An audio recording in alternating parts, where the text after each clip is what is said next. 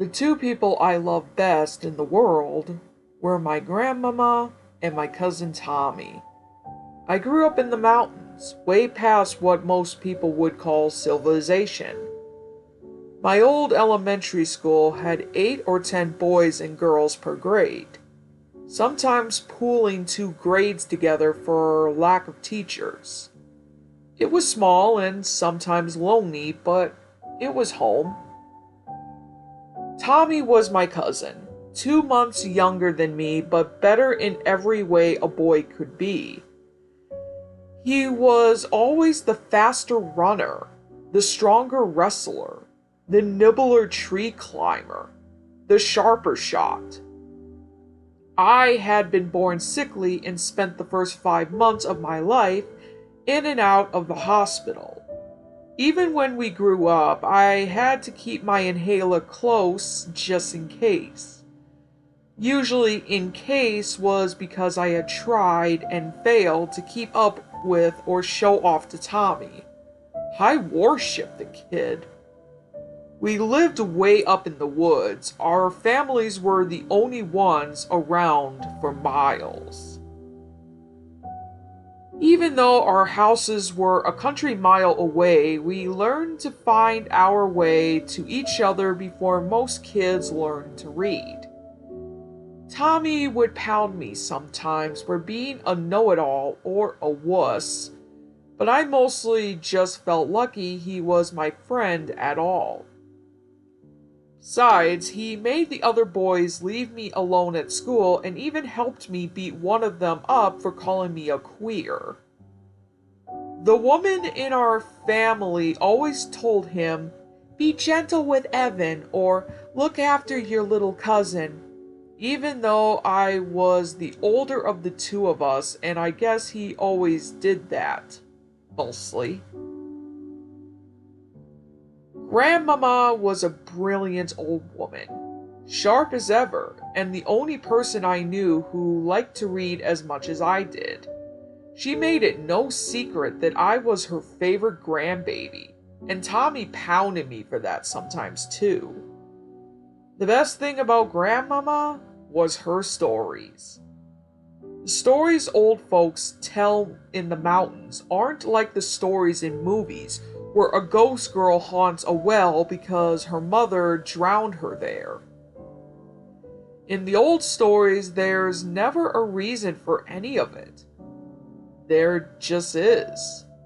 There was Booger Rock that you didn't dare ride past after sundown because the thing that lived there would jump on the back of your horse and claw the both of you and not jump off again until sunup.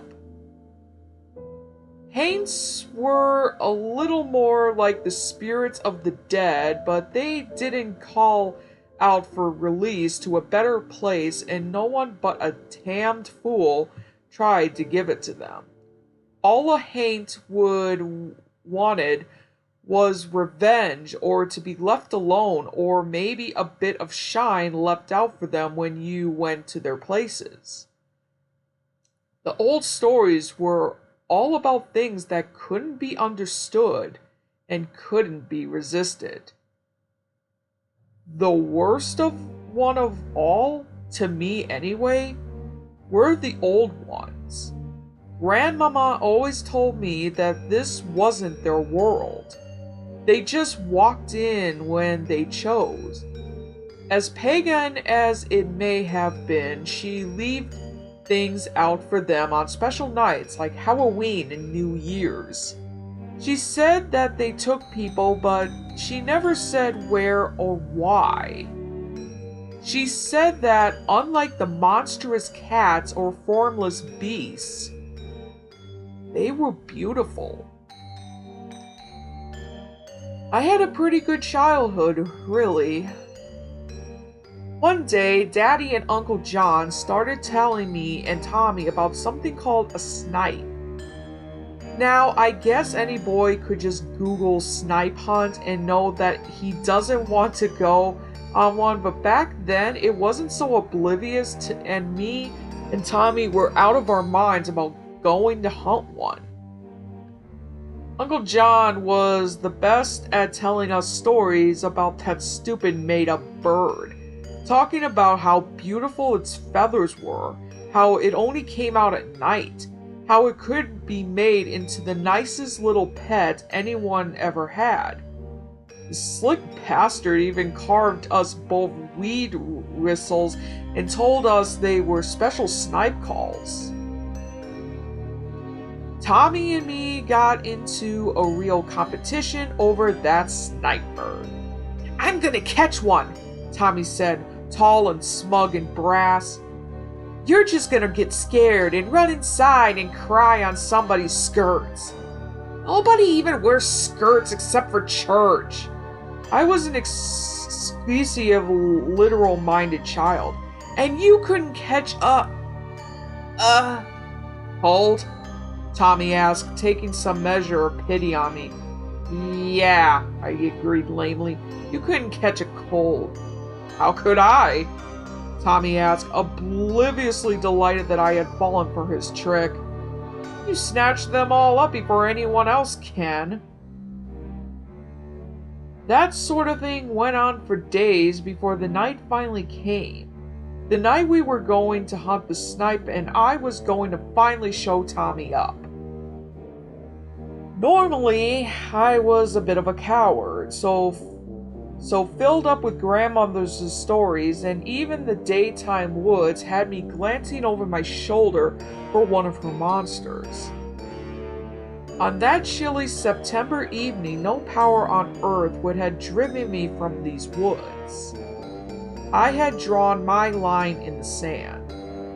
I was finally going to be Tommy at something that a real man was good at. We set out as soon as it was dark outside, following our fathers into the darkness, too focused on our task to notice their slightly tipsy laughter.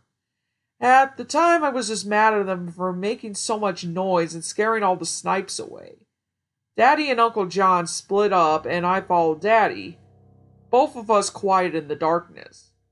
I was focused on the yellow beam of his flashlight, my ears picking up every horrible night sound of the forest.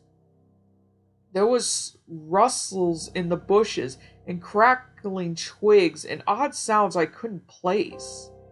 Now that there weren't two big men there laughing and joking, I started to feel the oppressive weight of the woods upon me. "Daddy?" I said. My voice sounded both inappropriately loud and hopelessly small in the chill air. "This looks like a good spot, Evan," he said, pointing me at a hollow by an old oak tree. "That's where that snipe run when me and John ran him out. You just stand there with your call and tweet on it just like a snipe would, and hold this bag out, keep it flush with the ground." He handed me an old feed sack and steered me by my shoulder to the tree. I stood spily-legged and hunched over, holding the bag out. The whistle was tucked in my mouth, and I breathed out of it to make a little peeping noise. "That's right, boy, just like that," Daddy said and patted me on the head. Then he turned and started to walk away. "Wait, Daddy," I said, keeping my voice a whisper as the call fell from my mouth. "Don't I get a light?" I asked. There was only a little shiver of moon out, and even this sparse autumn leaf color was enough to make the woods as black as any cave. "Now, Evan, you know snipes are afraid of the light. Don't you worry, boy. I'll be back for you as soon as I chase one out. You just be brave." He picked my falling whistle from the loomy earth and tucked it back between my lips. Then he walked off into the darkness, becoming a little yellow glow, and then nothing at all. I stood there alone, trying to be a good hunter and keeping up a sad little peep-peep on my whistle. I could imagine the sound attracted every single booger and haunt in the wood country. When I closed my eyes, it felt like the woods stretched on forever around me. like I was just a tiny speck lost in a great sea of nothingness. Opened, it was even worse. Half-formed shapes in the almost non-existent light turned into every nightmare I ever had. A fallen branch became a snarling wolf, and a lower bush was one of the impossibly giant cats from Grandmama's stories. What should we do with him? I imagined it saying to the wolf. Let's wait until Martin gets here. I could almost hear the wolf reply. For a long time, I was scared too stiff to move a muscle, certain that even the slightest twitch would bring all of the fiends of hell straight down onto my head. My back ached from being hunched over holding the bag, and my legs were trembling in their awkward position. Still, Daddy will be back soon. Just after he found a snipe to chase to me, I'd catch the snipe and Tommy would have to be jealous of me. Fear only got worse and my thin legs started to shake from the cold and the stress. Tears had started to gather in my eyes, but I didn't dare move to wipe them away. Anyone ever found I would be called a crybaby until high school. I kept telling myself that if I just waited another moment, then Daddy would come and we can go home and Mama will have some cocoa or hot cinder and waited for me. Something rustled behind me. It was probably a raccoon or a possum, but as far as I was concerned, those didn't even exist anymore. With one unmanly scream, I lost my whistle and started running faster than I have ever ran in my life. Branches slapped at my face and arms, but they felt more like bony fingers in the nightmare night. The very hounds of hell may have been nipping at my heels for all I was going to stop. Pain tore through my chest, but adrenaline kept it far from my mind. I just ran, single-minded to do that one thing and to do it well. By the time I realized just how hard it was to breathe, my legs weren't underneath me anymore. I was in a wet, slick pile of leaves, something slimy against my cheek. There was a red hot needed to get the bad air out of my lungs, but my throat wasn't half wide enough to force it through, so I just kept taking gasping little puffs of frigid nothing, more desperate to run again than I was to breathe. There was light at the corners of my vision. I barely remembered where I was or what I was doing. All I knew was that I was scared. I needed to run. I needed to breathe so I could run again. Thank God, Evan. I thought for sure, Did you see it too? I have never been more relieved to hear Tommy in my entire life. I looked up at his tousled blonde hair, gone sliver in the vague moonlight, and he looked back down at me. Oh, hell, Evan! You're dying! Tommy said and bent down, punching me hard in the shoulder before he started to dig at my pockets. A moment later, he had stuffed the end of my inhaler into my mouth and pressed down on it. He didn't time it quite right, so I only got a tiny bit, but it gave me enough medicine that I wasn't going to faint. The light at the edge of my vision grew brighter instead of dimmer. What? I started to talk, but it turned into more wheezing and some truly pathetic coughs. You got a slug on you, Tommy said, and peeled the slug off my cheek, sticking it on my forehead. He grinned at me as he dropped my inhaler against my aching chest. The light got brighter, and I saw something that hurt. I closed my eyes against the pain and felt something trickle down my cheeks. I groped for my inhaler, now conscious of the awful solution I was in. Tommy had saved my life, and I was never going to live it down. I could hear voices, or something almost like a voice. It sorta had the shape of a voice and said words, but it was sharper and not human. A good, strong soldier. That's was all I caught, and I curled in if on myself, rinsing. I felt like the slug on my face if he'd been at the bottom of a salt cellar. Wrong. This felt wrong. What about the little Ron?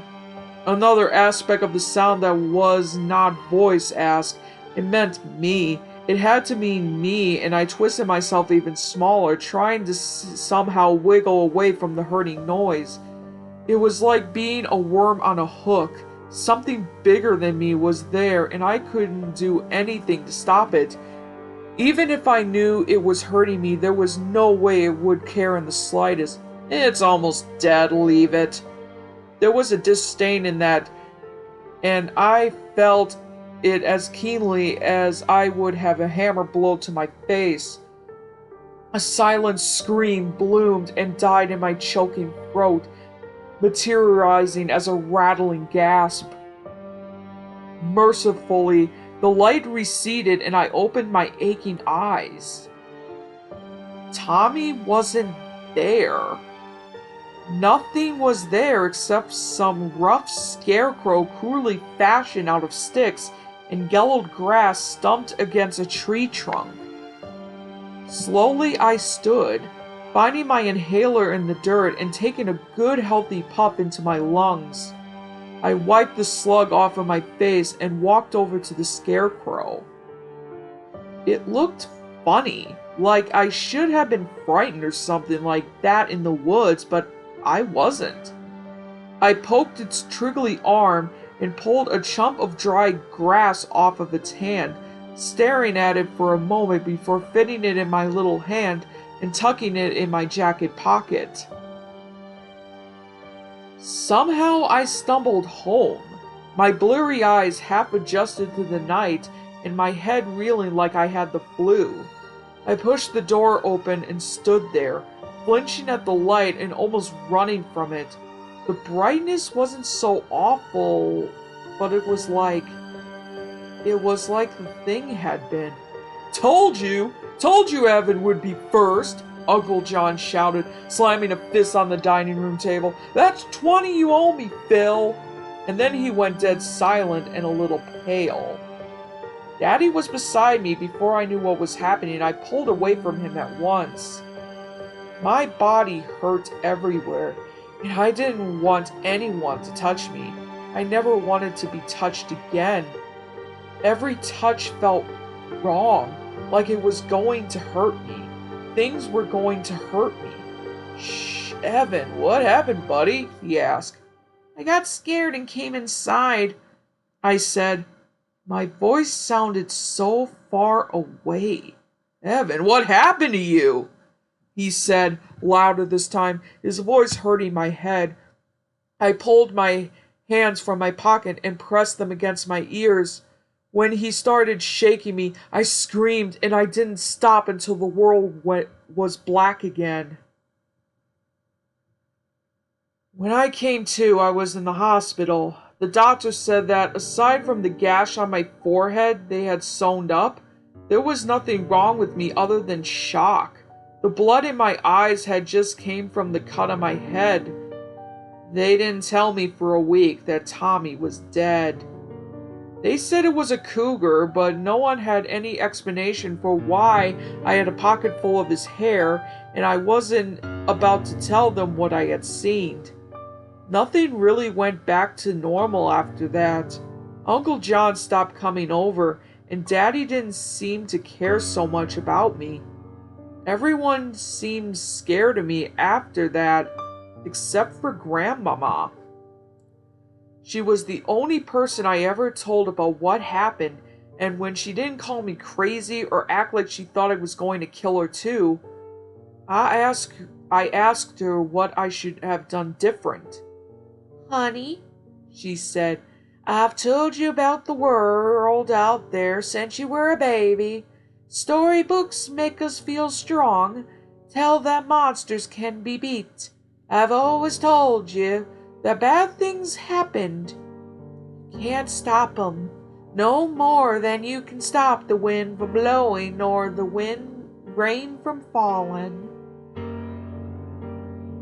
After Grandmama passed, I left that town and I have not looked back since. I don't care what happened. All I knew is that it did. Trying to fight whatever happened is like trying to fight the ocean for drowning someone. Worms don't live their lives worrying about ending up on a hook as a fish bait or wondering about those who did. All I could do is hold fast to the brownstone around me in the constant thrum of humanity, praying that we're safer together. I still shiver when I cut through the park, worrying that it's a little brighter between some trees than it ought to be.